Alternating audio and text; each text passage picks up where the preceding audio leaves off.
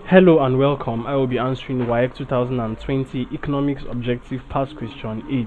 So you have this figure represented here and it is labeled as figure 4.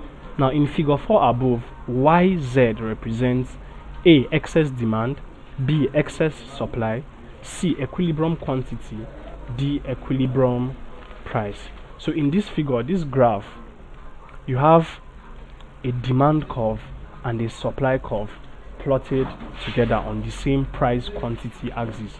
So this is the supply curve and this is the demand curve. So they are plotted on the same price quantity axis, and we are asked what this portion, this YZ, okay, so YZ is this portion, what does it represent? Now the YZ portion represents excess supply. This portion on the graph represents excess supply, and the point where these two curves intersect is known as the equilibrium price, and this portion below the equilibrium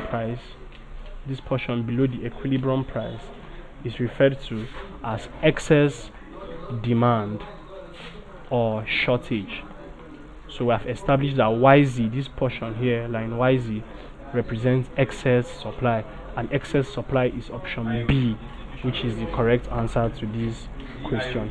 Thank you, and please subscribe to this channel for more videos and for more past questions and answers.